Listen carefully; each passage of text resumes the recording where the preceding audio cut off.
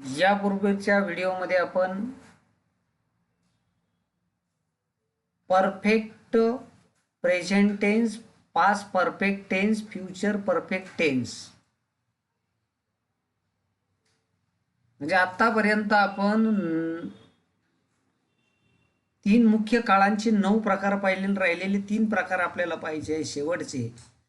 त्याच्यामध्ये the perfect continuous tense. आता the perfect continuous tense, perfect म्हणजे पूर्ण, कंटिन्युअस म्हणजे चालू, चालू पूर्ण काळ, चालू पूर्ण काळ. आता आपण इंट्रोडक्शन मध्ये मागं पाहिलं होतं की चालू पूर्ण काळ म्हणजे नेमकं काय. आता where to use present perfect tense and how to use present perfect tense we are going to learn. भूतकाळात एका विशिष्ट वेळी सुरू होऊन अंशतः पूर्णत्व प्राप्त केलेली किंवा यापूर्वी भूतकाळात सुरू झालेली, भूतकाळात पूर्ण होऊन ती अद्यापही चालू आहे आणि वर्तमान काळातही एखादी घटना किती काळ चालू राहील. Listen carefully what I want to tell you and I am going to tell you the use of present perfect tense in Marathi. भूतकाळात एखादी घटना यापूर्वी पूर्ण झाली, आत्ताही ती पूर्ण होऊन चालू आहे आणि यानंतर भविष्यामध्येही ती किती काळ चालू राहील असं सांगण्यासाठी आपण चालू पूर्ण वर्तमान काळाचा उपयोग करतो. चालू पूर्ण वर्तमान काळाची 2 सहाय्यकारी क्रियापद आहे, ती म्हणजे हॅव बीन आणि हॅज बीन. तसेच चालू पूर्ण भूतकाळाची आहे आणि तशीच चालू पूर्ण भविष्य काळाची पण आहे.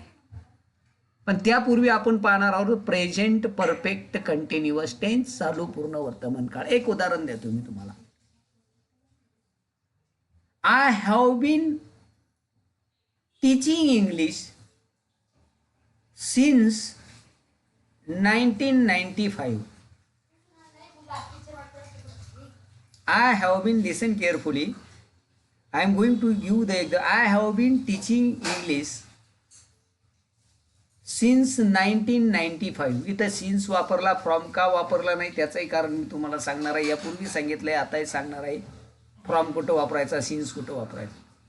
मी 1995 पासून इंग्रजीचं अध्यापन करतोय. यापूर्वी मी केलं, आताही मी करतो आहे. Now I am teaching and I have taught. Now I am teaching and now I am going to teach. It means यापूर्वी मी शिकवलं आहे, आताही मी शिकवत आहे आणि यानंतर मी शिकवणार आहे किंवा ती क्रिया करणार आहे.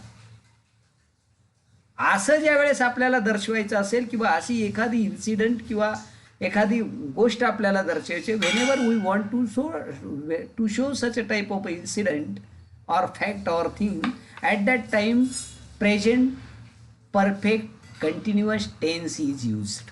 अशा वेळेस पूर्ण चालू पूर्ण वर्तमान काळाचा उपयोग होतो. तुम्ही एक वाक्य लक्षात ठेवा.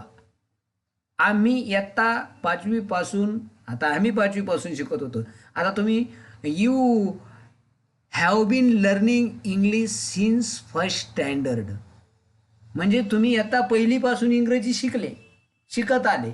यापूर्वी 1लीला शिकले, 2रीला शिकले, आताही शिकताय, यापुढे 10वीला शिकणार आहे, 11वीला शिकणार आहे किंवा भविष्यकाळात किती काळ शिकणार आहे माहीत नाही. अशा वेळेस चालू पूर्ण वर्तमान काळाचा उपयोग होतो. चालू पूर्ण वर्तमान काळाची 2 सहाय्यकारी क्रियापद आहे. एक फर्स्ट पर्सन सिंग्युलर आणि फर्स्ट पर्सन प्लुरल सब्जेक्टसाठी हॅव बीन आणि बाकीच्यांसाठी म्हणजे हॅव बीन आणि 1/3 पर्सन सब्जेक्ट तृतीय पुरुषी एकवचनकर्त्यासाठी हॅव बीन, जसे टू बीची रूपं वापरली तशी. आता I have been reading a book, मी पुस्तक वाचत आलो आहे. We have been reading a book, you have been reading a book, you have been reading a book, मी पुस्तक वाचत आलो आहे, अजून वाचणार आहे. He has been reading a book, she has been reading a book, it has been reading a book. हे have आणि हॅजचा फरक पुन्हा समजून घ्या. आणि ते have been reading a book, ते पुस्तक वाचत आले आहे. ती पूर्ण अपूर्ण वर्तमान काळी वाक्यरचना. पूर्ण अपूर्ण काळी वाक्यरचना आता समजून घ्या. इथं थोडासा फरक आहे आणि तो फरक आपल्याला या ठिकाणी समजून घ्यायचा आहे. पहिली रचना लिहून घ्या. विधानार्थी वाक्यरचना, पूर्ण वर्तमान काळाची विधानार्थी वाक्यरचना. सब्जेक्ट म्हणजे कर्ता plus have been oblique has been plus present participle और ING form of verb plus object plus other word plus full stop. विधानार्थी वाक्यरचना. नकारार्थी वाक्यरचना थोडासा फरक आहे. Subject plus have oblique has plus not नंतर been. Has not been, have not been, had not been, हे लक्षात ठेवा. Subject plus have oblique has plus not plus been plus ING form of verb plus object plus other word plus full stop. पुन्हा एकदा सांगतो, लिहून घ्या. Subject plus have oblique has plus not plus been plus ING form of verb plus object plus other word plus full stop.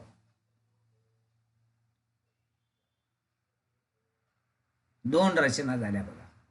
I have been waiting for you. मी तुझी वाट पाहत आहे बऱ्याच वेळपासून. आता या ठिकाणी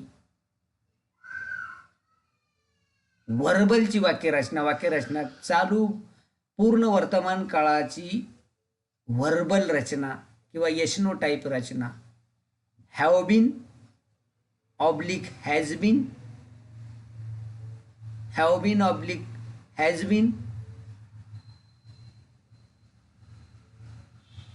has been, have been oblique has been plus subject plus ING form of verb plus object plus other word plus question mark. तिसरी रचना संपली. आता WH ची रचना, चौथी रचना. WH word plus have been oblique has been, oblique म्हणजे or, oblique has been plus subject plus ING form of verb plus other words plus question mark. चारी रचना संपली. आता चारी रचनेमध्ये तुम्हाला मी एक वाक्य चालून दाखवतो. I have been learning in the school since 2016. हे वाक्य तुम्हाला मी चारी प्रकारात चालून जाऊ, चारी रचनेमध्ये. I have not been learning in the school since 2006.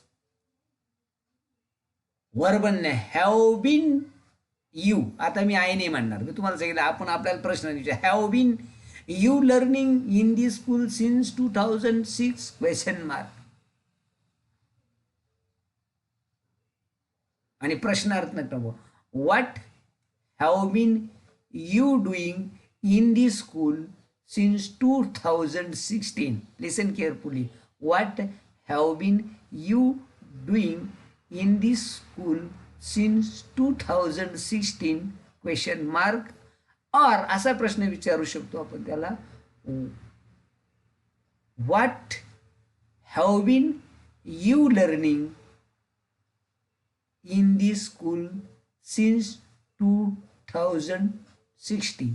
किंवा कर्त्याखाली अंडरलाईन केला तर हू हॅज बीन.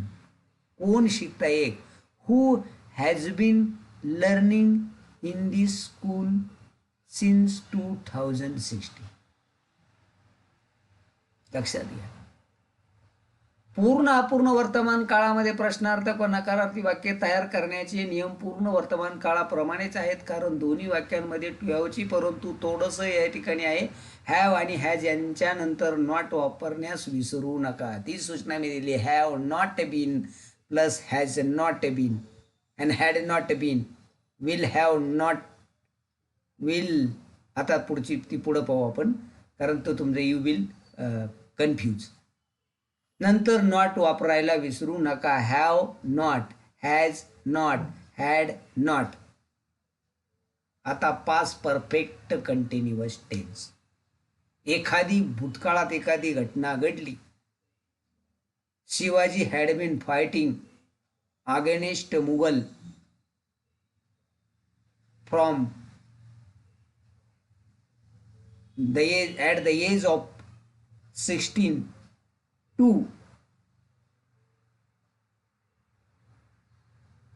50. म्हणजे छत्रपती शिवाजी महाराज मुघलांबरोबर वयाच्या 16व्या वर्षापासून ते 50 वर्षापर्यंत लढत होते. यापूर्वी लढत होते. वर्तमान काळाशी त्याचा संबंध नाही. Shivaji had been fighting against Mughal और अगेन्स्ट औरंगजेब फ्रॉम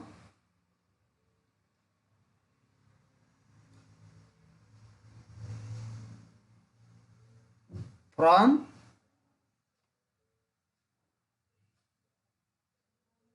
1646 टू 16 काय असेल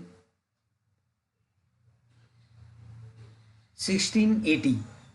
म्हणजे जन्मापासून 16व्या वर्षापासून तर मरेपर्यंत 50 वर्ष लढत होती. I had been reading a book. तेच एकच वाक्य त्यानं 12 काळात चालविलं आहे. आता या ठिकाणी नकारार्थी वाक्यरचना तशीच करायची आहे. आता नकारार्थी वाक्यरचना तुम्हाला याचं मी आता हे देणार आहे. फक्त एक वाक्य तुम्हाला सांगणार आहे. फ्रॉम इथं सिन्स ऐवजी चालू पूर्ण भूतकाळामध्ये सिन्स ऐवजी फ्रॉम वापरायचा आहे. टिप लिहून घ्या. टिप. चालू पूर्ण भूतकाळामध्ये from is used in the perfect continuous tense instead of since. Since हे चालू पूर्ण वर्तमान काळामध्ये वापरायचं आहे. फ्रॉम हे चालू पूर्ण भूतकाळामध्ये आणि चालू पूर्ण भविष्यकाळामध्ये वापरायचं आहे. इथं आपण पंक्च्युएशनचा सुद्धा थोडासा विचार करणार आहोत. मग या रचना तुम्ही तयार करायच्या. होमवर्क आहे तुम्हाला. रचना सूत्र तयार कर. रचना आहे तुम्हाला. मी एक करून दाखवतो. हे बघा, एक वाक्य करून दाखवतो. आता पुन्हा सूत्र सांगणार नाही या ठिकाणी. We had been reading a book. We had not been. Had been you reading a book question mark. What had been you reading question mark. झाल्या 4 वाचना तयार झाल्या. इकडे हॅडच वापरलेला, हॅड बीनच वापरलेला आहे. Had been. पूर्ण काळाची रचना आहे subject plus had been plus ING form of verb plus object plus other word plus full stop आणि बाकीच्या रचना जशाच्या तशा आहे. हॅड नंतर बीनचा वापर करतात. नकारार्थी वाक्य रचना करताना हॅड नंतर नॉट नंतर बीन. बीन नंतर वाक्याचा उल्लेख केलेल्या क्रियेचे प्रेझेंट पार्टिसिपल वापरतात. प्रेझेंट पार्टिसिपल म्हणजेच काय? ING form of verb. Don't confuse. नाही तर present what is by me present participle और ING form of verb the same word. ING form of क्रियापदाचा आयएनजीचं रूप. पूर्ण अपूर्ण भूतकाळामध्ये प्रश्नार्थक व नकारार्थी वाक्य तयार करण्याचे नियम पूर्ण भूतकाळाप्रमाणेच आहे. हॅड नॉट बीन वाक्य. फ्युचर परफेक्ट कंटिन्युअस टेन्स जो आहे तो आपण पुढच्या व्हिडिओमध्ये पाहणार आहोत. परंतु मी तुम्हाला होमवर्कसाठी जे वाक्य 2 दिलेली आहे ती आता आठवा आणि ती आत्तापर्यंत शिकवलेल्या सगळ्या काळांमध्ये चालवायची आहे. हा शेवटचा काळ शिकल्यानंतर मी तुम्हाला 2 वाक्य देणार आहे आणि ती 2 वाक्य तुम्हाला 12 काळात चालवायची आहे. टू बीची वाक्य देणार आहे, टू हॅवची देणार आहे, टू डूची देणार आहे आणि नंतर तुम्हाला पुन्हा एक्स्ट्रा 2 होमवर्कसाठी देणार आहे आणि ती तुम्हाला सगळ्या प्रकारामध्ये चालवता आली पाहिजे. लक्षात आलं सगळ्यांच्या? कारण हा काळ जो आहे हा काळ फार महत्त्वाचा आहे आणि आपल्याला काळ या ठिकाणी पूर्ण करायचा आहे. एक्झरसाईजसाठी तुम्हाला मी काही वाक्य देणार आहे आणि ती वाक्य तुम्ही